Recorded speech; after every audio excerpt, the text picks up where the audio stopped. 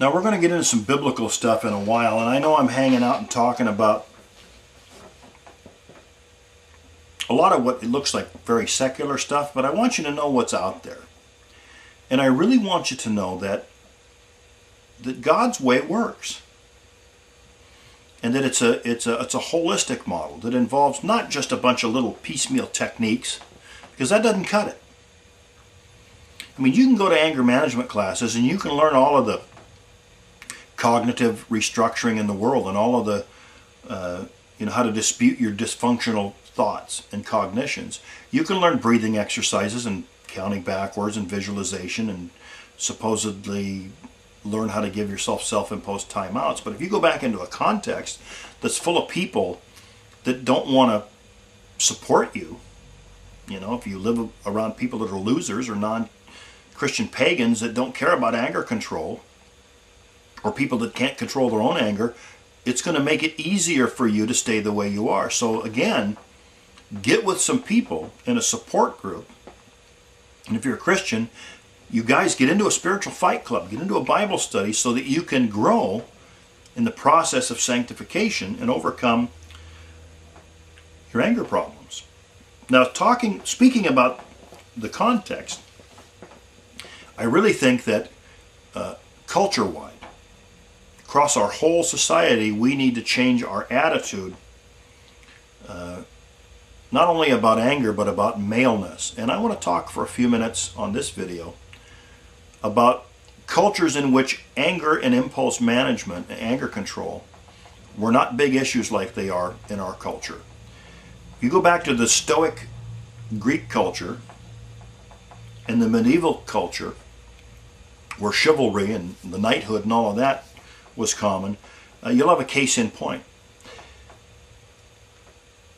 Lack of anger and impulse control was not looked upon in those days as an inevitable male trait. It was not assumed that, males when they get to a certain age are just going to blow a gasket and not be able to control their anger. As a matter of fact, lack of impulse and anger control was thought of as weak, embarrassing, and disgraceful. In medieval culture, the knights, the athletes, and the soldiers modeled socially acceptable forms of male aggression, which rather than teaching a lack of impulse control, taught just the opposite. Now think about this for a minute. You've got people saying that, oh man, these guys that fight in the cages, that teaches kids to be aggressive. Or I've heard people say, if you send your kid to Taekwondo and he's learning to kick and punch, he's going to come home and kick his little sister in the head and he's going to have anger problems. Or guys that go out and play football or rugby or they hunt or they fish, it's going to make them more aggressive. Did you know that's actually not true? That you talk to any boxer, for example, and you ask him what happens if somebody goes out in that ring and he loses his temper. He flies off the handle and sees red and he's out there swinging wildly. He's going to get knocked out. One of the reasons why they get in your face at boot camp in the military is to see if you'll blow up and lose your temper. Why? Because if you're in a combat situation and you go berserk, you're going to get killed.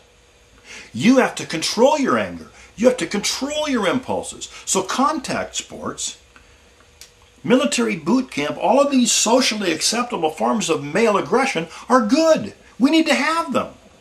Because what they do is they teach discipline and impulse control to guys. And so back in the medieval period, you had these knights that all of the little boys looked up to. And they wanted to aspire to be like them. But they had a code of chivalry that said, you don't abuse and bully weaker people. You treat women with respect and dignity.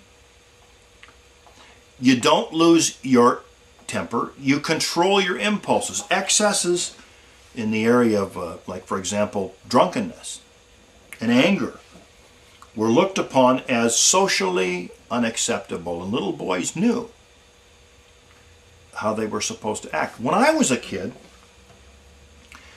we had all kinds of boxing, football, wrestling, but you never saw people flying off the handle and going out and the dads, beating the heck out of each other at Little League games. You didn't see these bench clearing brawls in Little League. And it was because we were taught that you control your impulses. You don't lose your temper. In fact, in those days, people seemed to be able to control their anger a lot better than they do now. But in medieval times and in the Stoic Greek culture, kids were taught that you don't act like an idiot. You control yourself. And the knights of the medieval period and the athletes of the Stoic period would have been mortified and horrified at the antics of today's thug athletes or athletes. I mean, they would see some guy, some thug in the NBA wading into the stands and just beating the dickens out of somebody. It's totally unacceptable. Or NFL football players scoring touchdowns and then dancing around like a bunch of drunken baboons in the end zone. They would have just said that's not manly. That's not masculine. That's shameful. That's disgraceful. And we need to teach our kids that it's not masculine to lose your temper. But the whole idea that, we need to teach our kids how to play tiddlywinks and play the violin instead of playing football, instead of, going out and playing rugby or hunting or fishing or wrestling or watching mixed martial arts, forget it. Those things don't teach lack of impulse control. They teach just the opposite. And so in earlier generations, we understood this, but in today's world it is so shot through by the wimpification, feminization of the males. We've got to basically change our mindset and our whole paradigm of thinking so that we act like guys and not gals. So another thing in other cultures before Freud was the belief that you can repress or suppress your anger by sheer force of will, and that such a practice is good and healthy. That you're not going to blow a gasket.